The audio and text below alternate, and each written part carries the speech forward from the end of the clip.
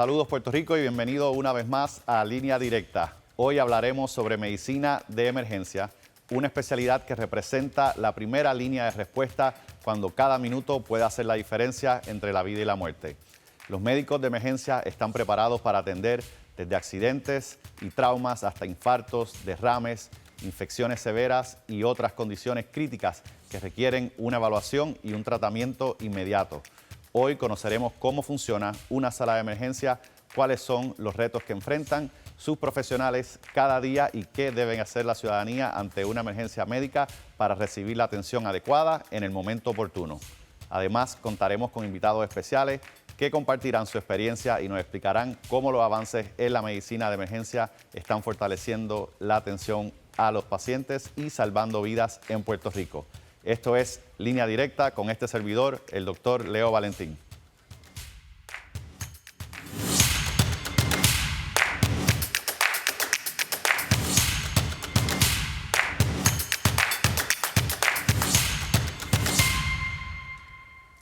Bienvenido a Línea Directa. Hoy nos encontramos hablando sobre el tema de medicina de emergencia. Se encuentra con nosotros el doctor Ramón Cruz Rivera, emergenciólogo. Doctor, bienvenido. Un placer tenerle aquí. Gracias por la invitación. La medicina de emergencia es una especialidad sumamente importante. Desde el punto de vista de mi experiencia personal en la Escuela de Medicina, fue una de mis especialidades favoritas. Y es una especialidad que sigue evolucionando, tanto su rol en la sala de emergencia como fuera de la sala de emergencia y la tecnología que incorporan en la misma.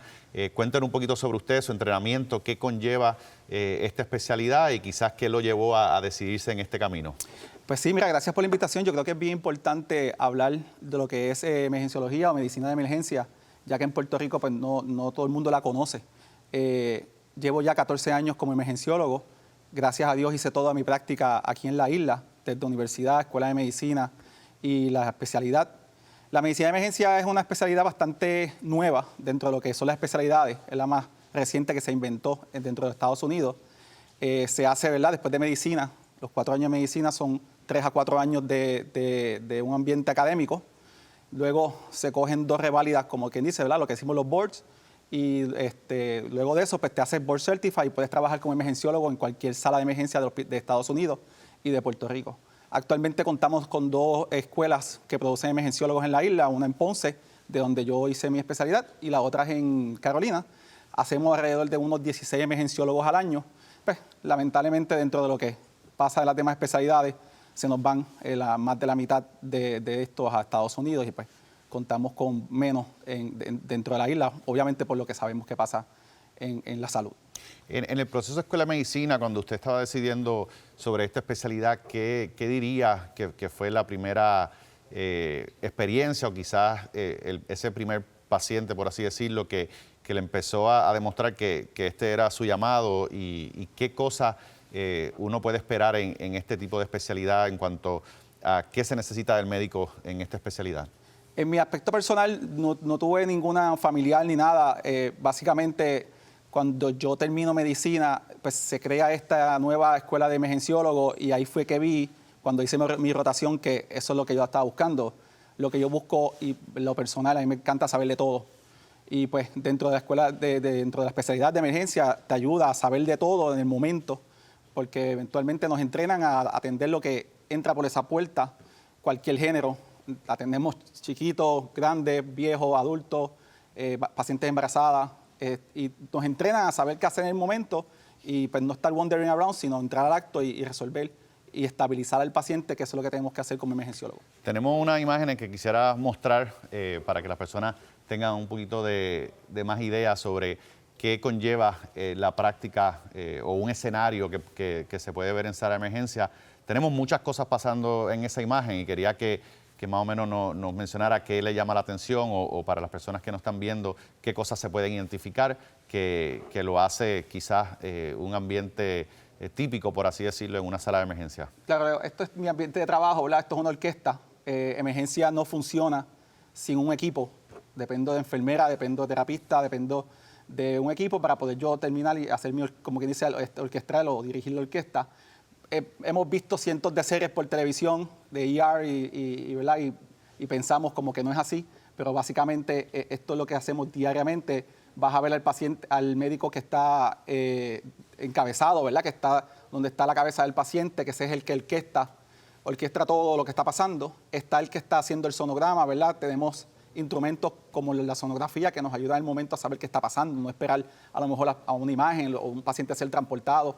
Tenemos la enfermera haciendo todo lo que tenga que ver con pinchar, sacar muestras. Es una orquesta. Y de verdad que eso es lo bueno de la emergenciología, que nos entrenan a cómo dirigirla.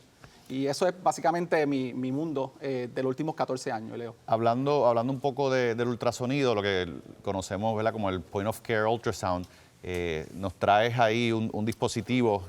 Cuéntanos un poquito sobre cómo funciona el dispositivo y cómo funciona el ultrasonido en sala de emergencia, cómo se puede usar y qué ventajas le está brindando este dispositivo. Pues sala de emergencia dentro de los últimos 15 a 20 años ha introducido lo que es el sonograma como parte del examen físico extendido de nosotros.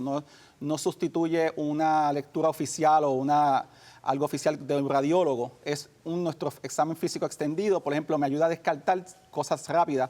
Ya estamos hablando que son súper pequeños, se pasan al teléfono.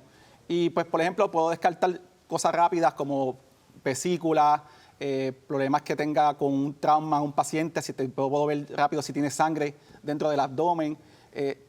Esto ha sido una revolución para nosotros en la emergencia, de medicina de emergencia, tanto como nosotros en intensivo, en otras especialidades.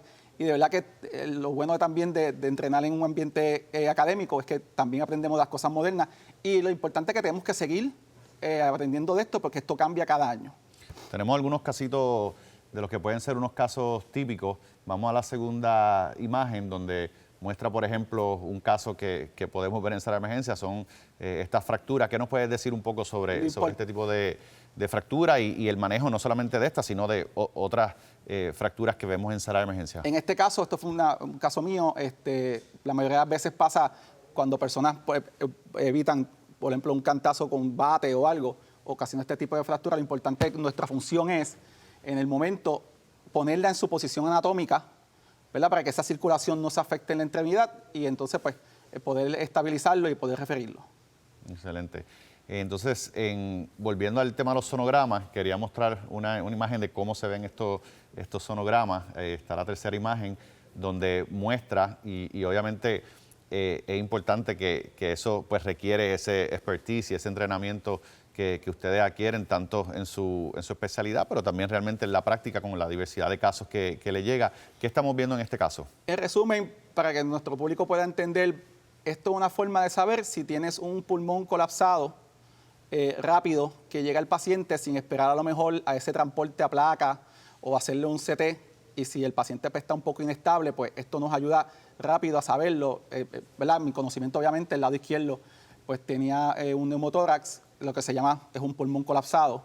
Y en el lado derecho, un pulmón normal. Obviamente, por el expertise, ya tú sabes, con solamente ver la imagen en segundos, ya tú puedes identificar que este paciente pues, necesita ya un manejo mucho más especializado, rápido, en menos de un minuto. Excelente, que el utilizar el ultrasonido te permite identificar cosas quizás antes de tener que recomendar un estudio, quizás te ayuda a ser más específico en el estudio que Claro, quieres enviar. Ahora mismo yo sé que el paciente tiene un pulmón colapsado, pues en lo que a lo mejor está la placa, ya yo me estoy preparando para ponerle el otro tratamiento, ¿verdad?, que sería un tubo de pecho.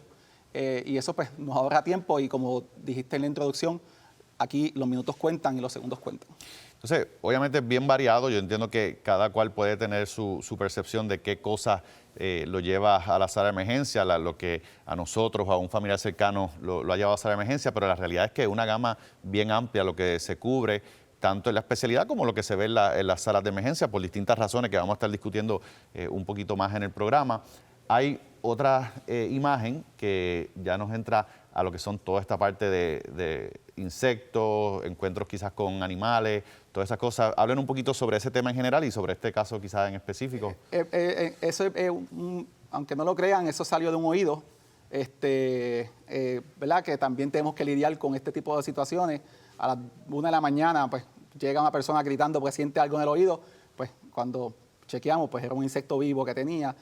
Dentro de las picaduras de insectos, ¿verdad?, dentro de las picaduras de animales en Puerto Rico, gracias a Dios no vivimos en un país donde tenemos animales venenosos. Sí, pues, tenemos animales que, pues, nos afectan el área local. Son bien pocos los casos en Puerto Rico que hayan muerto por alguna picadura de insectos, excepto abejas, que pueden crear algo más sistémico. La anafilaxis, los pacientes Claro, ya alérgicos y todo vivimos eso. una isla, mucha picadura de agua viva, que obviamente se utiliza pues agua caliente, igual que los jellyfish, los lionfish, perdóname, los pez león, que su tratamiento, ¿verdad?, es agua caliente. Y pues víboras y culebras no existen venenosas en Puerto Rico. Las casi clásicas comunes de escorpión se tratan de la misma forma, medicamentos para el dolor.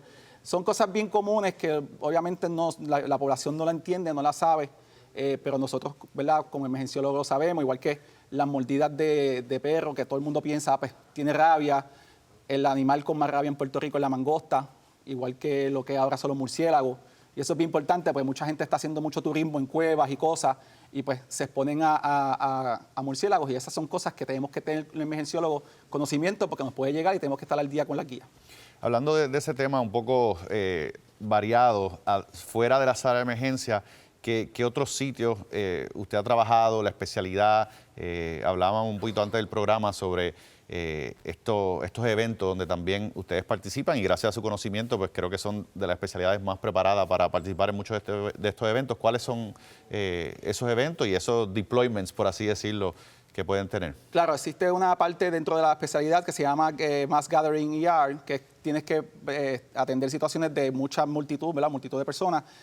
Yo he participado en eventos como la Fiesta de la Calle de San Sebastián, Centroamericano, bregar con atletas, y son eventos que no tienen los recursos del hospital, tienes que bregar con lo que tengas en el momento en el field, y tu prioridad es estabilizarlo en lo que puedas llevarlo a una institución. Y ese entrenamiento de mass gathering de muchas personas a veces asusta, porque a veces tú estás solo y tienes muchas personas, que en el evento pueda pasar que lleguen muchas personas con un tear gas, con lo que llaman el pepper spray, y todo eso. y de momento te llegan 20 personas pidiendo ayuda, tú saber qué hacer y no correr en pánico y saber cómo bregar la situación. Yo tuve la oportunidad de trabajar con Ramón en uno de esos eventos, y la realidad es que uno como médico aprende mucho sobre todas las cosas que son necesarias, que a veces tomamos por sentados en sala de emergencia.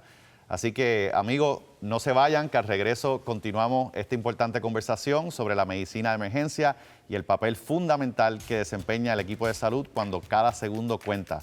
Además, nos acompañará una enfermera de emergencia, quien compartirá su experiencia en la atención de pacientes en situaciones críticas y nos explicará cómo el trabajo en equipo contribuye a salvar vidas. Regresamos.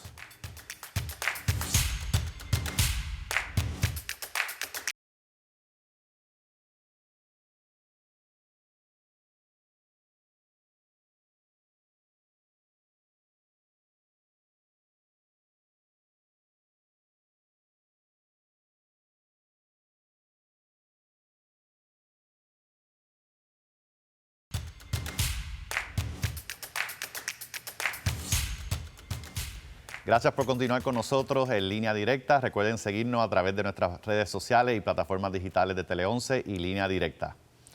Bueno, continuamos la conversación. Ahora se une Natalia Machuca. Un placer tenerte. Un placer, gracias. Ella es enfermera de sala de emergencia y tiene un expertise en todo lo que es esta estructura de sala de emergencia.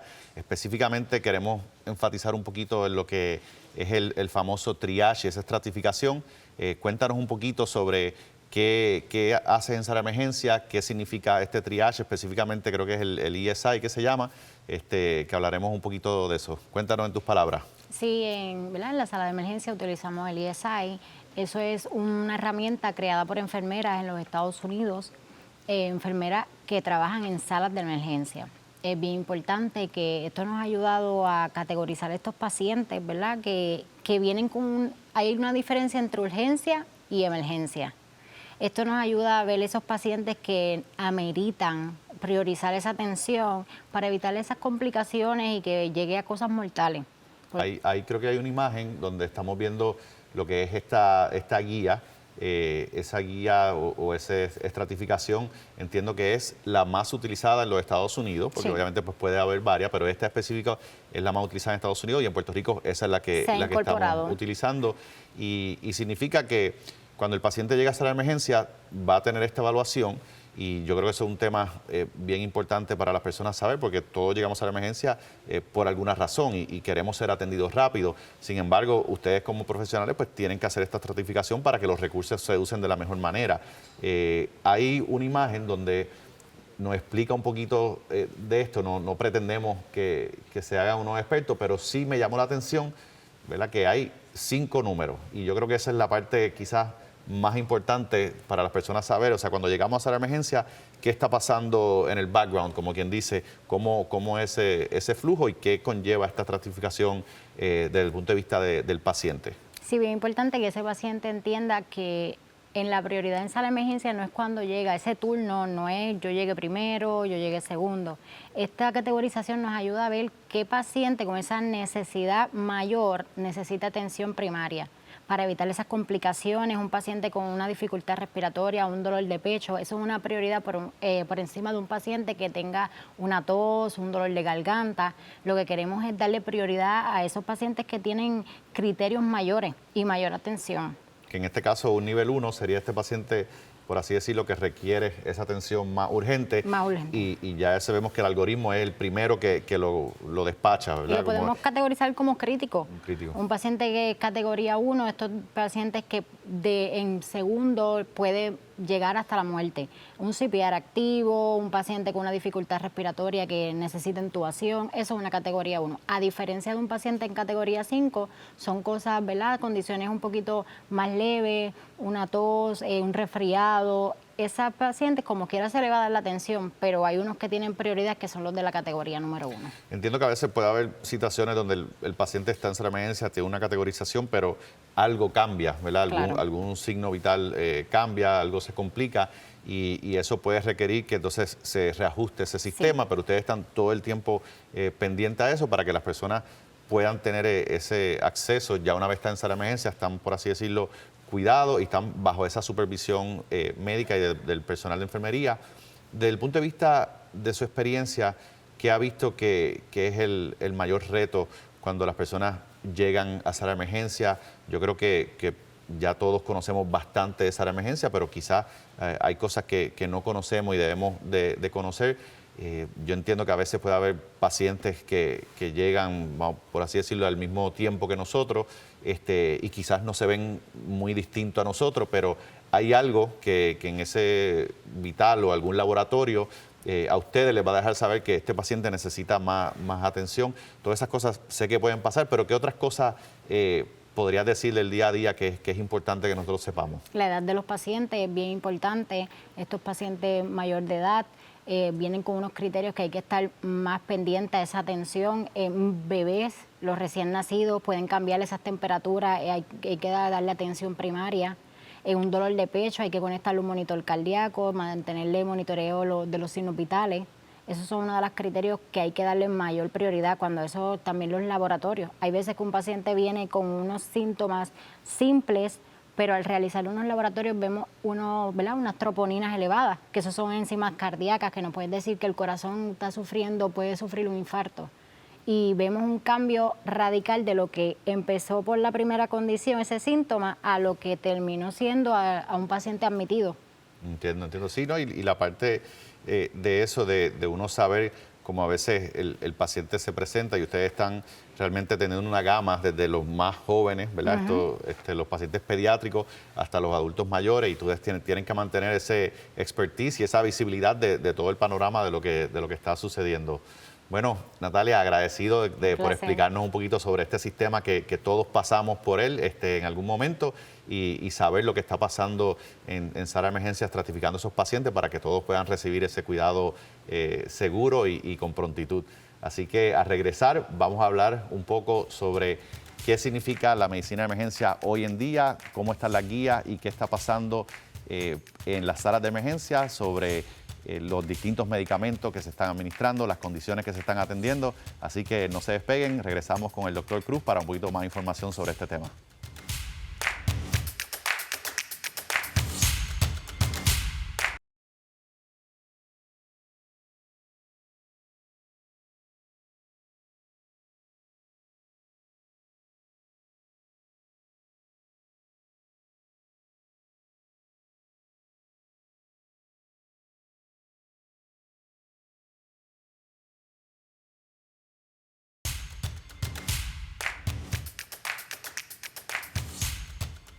Gracias por continuar con nosotros. Continúa ahora la discusión con el doctor Ramón Cruz. Él es emergenciólogo y especialista en todo este tema de sala de emergencia, los triage, los protocolos. Y queríamos saber un poquito más sobre, ya discutido este triage, no sé si tiene algo que abundar sobre todas estas guías, cómo ustedes las usan y entonces, ¿qué está pasando en la medicina de emergencia hoy en día? ¿Qué cosas están cambiando? ¿Qué cosas cambiaron y que vislumbran que puedan cambiar? ¿Cuál es el state of the land en ese sentido de cómo está pasando las cosas? Claro, como todo en el mundo, ¿verdad? Todo cambia. En medicina tú tienes que mantenerte leyendo porque si no, no vas a poder estar catch up con lo que está pasando en el mundo completo. Ya estamos básicamente en una era donde AI, tenemos que estar buscando más información. Abordando un poquito lo del triage, quiero enfatizar que el triage es la parte más importante de sala de emergencia. Sin un buen triage, ¿verdad? No podemos estratificar a ese paciente que necesita ayuda rápida. Así que lo que se discutió pues, es bastante importante dentro de mi profesión. Han habido muchos cambios, Leo. Hace 5 años atrás, yo te podía dar la conversación de que nosotros los emergenciólogos no recetábamos medicamentos para la presión a pacientes hipertensos para la casa. ¿Verdad? Obviamente para eso está el cuidado primario.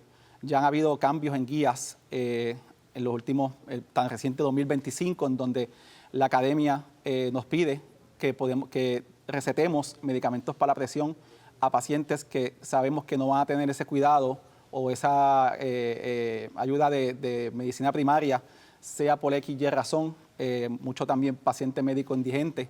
Y pues ya la medicina de emergencia ha cambiado tanto que nosotros los emergenciólogos tenemos que también atribuir un poco lo que es medicina primaria y recetar medicamentos que hace 3 años, 2 años atrás no lo hacíamos.